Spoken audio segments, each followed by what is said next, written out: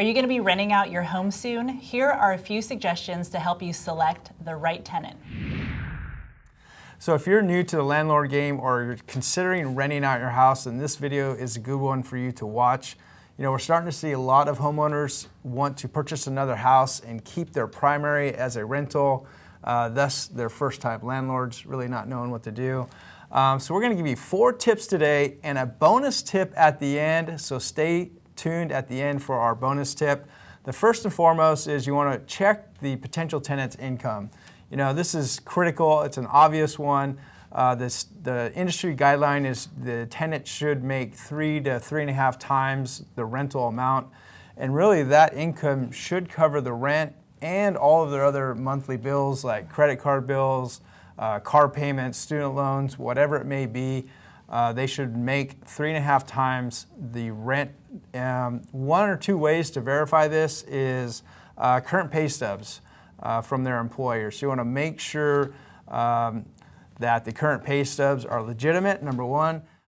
Now, if the tenant is a self-employed individual, it could get a little bit more tricky because oftentimes you need some P&L statements or previous tax returns verifying their income amount.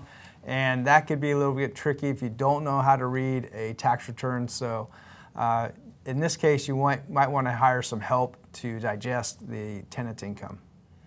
So once you have determined that the household income is sufficient to afford the asking rent, you're going to want to look at credit. This is kind of a no-brainer. I mean, if you're buying a home, the lender looks at credit. If you're renting out a home, the landlord is also going to look at credit. So in addition to the FICO score, you're going to kind of want to dig in and see the specifics of their credit. Do they have a lot of delinquencies? Do they have a lot of collections? Do they have collections from former property management companies? Perhaps they've been evicted before and there's a big judgment on there. All of those, of course, would be red flags you would want to take into consideration on whether or not you would accept this applicant to be your renter. So getting a proper credit report run and really reviewing the results of that is our second tip for you.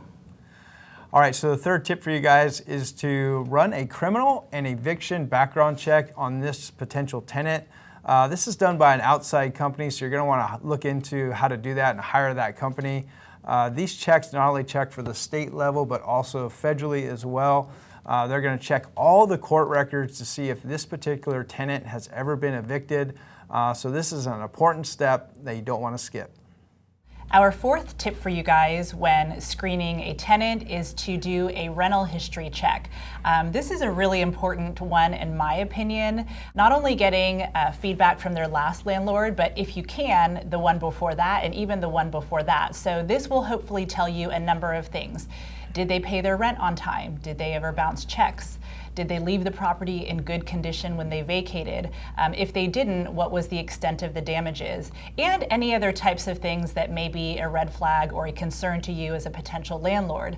Perhaps your home is in a homeowners association community and the prospective tenant always had a lot of noise violations or other violations like additional automobiles or boats or something like that at the property that were not allowed. So you're going to want to take all of that into consideration. Hopefully you'll get good feedback that they were timely payers, respectful tenants, they cared for the property, and they were entitled to their deposit refund when they vacated the house.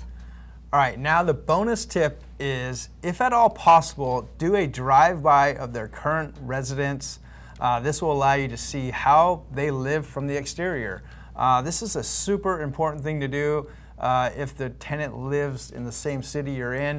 You can kind of see how they keep up the yards, whether they park their cars on the lawn, if they have extra boats or junky cars around the property.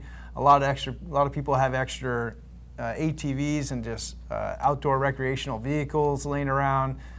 We've seen tenants that leave their toys out, their kids' toys out 24/7. So driving by and seeing the exterior condition can tell you a lot about how those tenants live on the inside and the outside.